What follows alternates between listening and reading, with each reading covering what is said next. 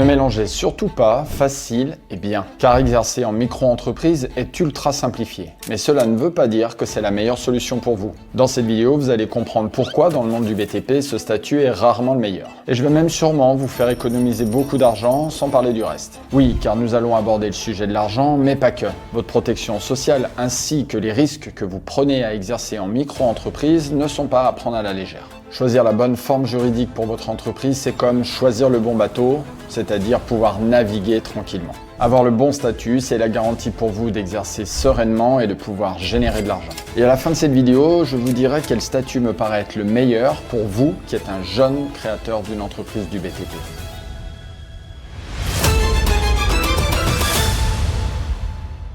Alors commençons par parler de ce statut qu'est la micro-entreprise. Il a été créé en 2008 par le président Nicolas Sarkozy pour objectif officiel de réduire le chômage en France en permettant à tout à chacun de créer facilement son entreprise. Alors est-ce qu'il a été créé pour réduire le chômage ou réduire le taux de chômage? Ça c'est un autre sujet, passons. Mais c'est aussi un statut qui a été créé pour pouvoir générer du complément de revenus. Je m'explique. Vous êtes salarié, vous êtes limité par votre salaire et votre temps de travail.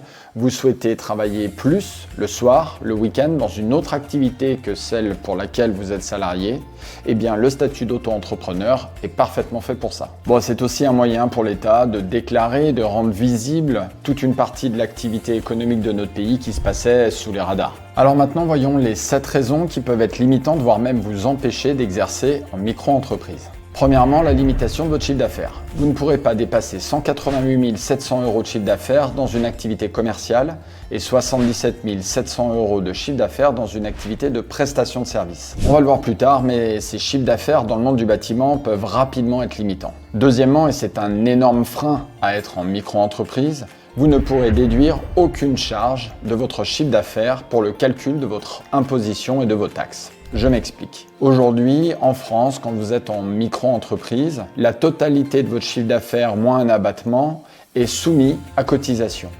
Alors que dans une société, c'est le résultat de votre entreprise qui va être soumis à cotisation après avoir déduit des charges. Alors si en micro-entreprise vous trouvez que les charges sont finalement faibles, comprenez bien qu'un pourcentage faible d'un montant initial énorme peut être bien supérieur à une taxe forte d'une base toute petite. Et n'oublions pas que nous sommes dans le monde du BTP, où la plupart d'entre vous auraient à faire des investissements au début de leur activité, de gros investissements suivant les métiers.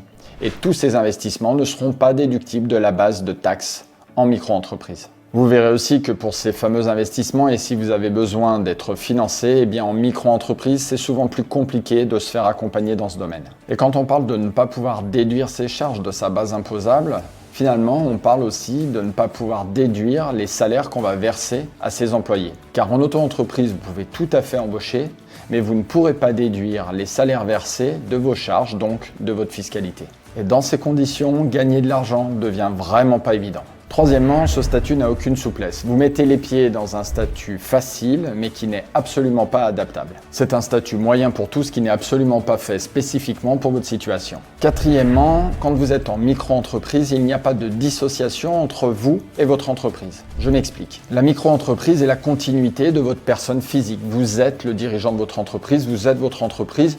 On ne parlera que de vous en cas de problème. Si vous avez une société, que ce soit une EURL, une SAS ou une SARL, ainsi de suite, vous avez créé ce qu'on appelle une personnalité morale. Ça veut dire que vous avez une dissociation entre votre personne physique, qui vous êtes vous personnellement, et la société, qui est une personnalité morale à proprement dit. Quel intérêt à tout ça, me direz-vous? Eh bien, c'est assez simple. En cas de pépin, de gros pépins, vous pourrez être incriminé directement et personnellement dans le cadre de la micro-entreprise, alors qu'en société, c'est bien votre société et non pas vous en nom propre qui serez incriminé dans le problème naissant. Et en cas de gros problème, eh bien, votre stress ne sera pas du tout le même si c'est l'entreprise qui est incriminée ou si c'est vous personnellement. Cinquièmement, en micro-entreprise, vos cotisations sociales sont proportionnelles à votre chiffre d'affaires. Alors vous allez me dire, c'est super, plus je gagne, finalement, plus je paye. Oui, sauf que si vous n'avez pas de déclaration de chiffre d'affaires, vous n'aurez pas de validation de vos cotisations sociales et dit autrement, vous ne cotiserez pas pour votre retraite et vos trimestres. Alors qu'il est vrai qu'en société, vous avez un minimum à verser, mais c'est aussi un minimum à recevoir au moment où vous partirez à la retraite. Sixièmement, si vous êtes en micro-entreprise et que vous percevez du chiffre d'affaires, il devra être automatiquement déduit de vos ARE, de vos droits au chômage, dit autrement. Alors qu'en société, le fait d'avoir une dissociation entre vous et votre entreprise vous permet de pouvoir percevoir votre chômage à titre personnel, toucher vos ARE, alors que votre entreprise, elle, génère son propre chiffre d'affaires. Si vous arrivez à vivre avec vos droits au chômage durant le temps où vous avez le droit de les percevoir, cela va vous permettre de renforcer la trésorerie de votre entreprise. Alors oui, certains vous diront que vous abusez du système, mais moi ce que j'en pense personnellement, c'est que vous allez surtout consolider votre entreprise. Et une entreprise consolidée est une entreprise qui réussit. Et quand l'entreprise réussit, autant vous dire qu'elle participe à l'effort national en termes de charges et de fiscalité.